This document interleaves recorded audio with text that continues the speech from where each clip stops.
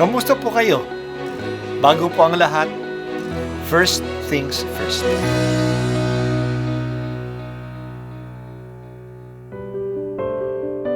Ang pagbasa mula sa sulat ni Apostol San Pablo sa mga taga-Efeso. Mga kapatid, hindi na kayo dayuhan o taga-ibang bansa, kundi kababayan ng mga hinirang ng Diyos at kabilang sa Kanyang sambahayan.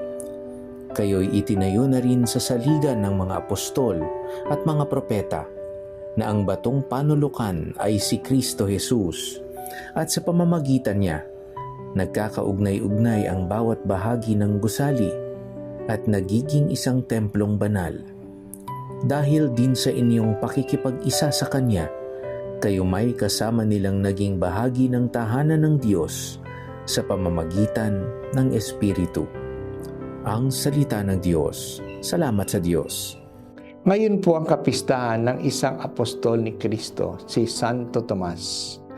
Kilala si Tomas na Doubting Thomas dahil sa pagdududa niya kay Jesus na si Jesus ay muling nabuhay kahit na siya ay nakita na ng kanyang mga kasama. Sa sunod na pagpapakita ni Jesus at nandun na si Tomas, siya mismo ang kinausap ni Jesus na iligay ang kanyang daliri sa kanyang kamay at ang kanyang kamay sa kanyang tagiliran. Pinagwikaan siya ni Jesus na maniwala na at mas mapalad ang naniniwala kahit hindi nakakakita.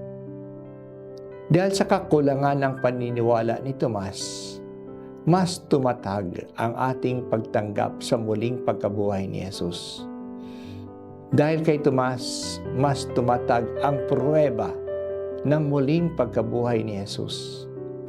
Si Tomas din ang nagtanong kay Jesus na hindi nila alam kung saan pupunta si Jesus. Paano nila malalaman ang daan ng pupuntahan niya? Ang sagot ni Jesus sa tanong na ito ay nagpatatag din sa ating paniniwala na si Jesus ay pupunta sa Ama at siya lamang ang daan patungo sa Ama sapagkat siya ang daan, ang buhay at ang katotohanan. Ang mga sinulatan ni San Pablo sa Efeso ay marahil hindi mga Hudyo. Pinatatag ang loob nila ni Pablo na kahit na hindi sila Hudyo, hindi naman sila dayuhan sa sambahayan ng Diyos. Kababayan din sila ng mga hinirang ng Diyos sa pamamagitan ng kanilang pananampalataya kay Kristo. Ang simbahan ay tulad ng isang building na nakatayo sa pundasyon ng mga apostol at ang mga propeta at ang panulukang bato ay si Jesucristo. Bahagi din sila ng gusaling ito kasi sila ay nakatayo kay Kristo kahit na hindi sila Hudyo.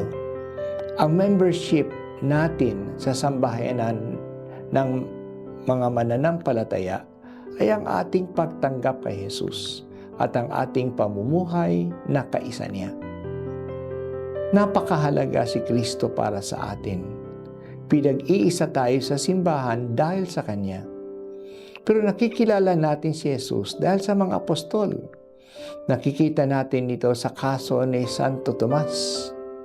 Dahil sa kanyang mga tanong at dahil din sa kanyang kakulangan ng paniniwala, mas lalong napalalim ang ating pagkilala kay Jesus.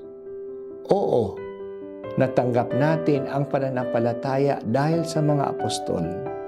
Kaya nga, ang isang tanda ng tunay na simbahan ay iyan ay apostolic.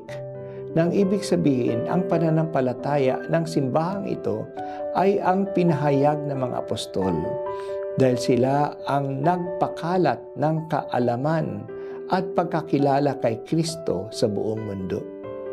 Si Santo Tomas ay nakaabot pa sa India at hanggang ngayon may mga Kristiyano sa India na nagsasabi ng simbahan nila doon ay pinundar ni Tomas.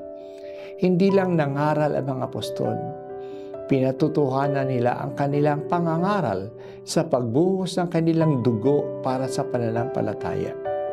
Si Santo Tomas ay nangaral at maaaring pinatay sa India.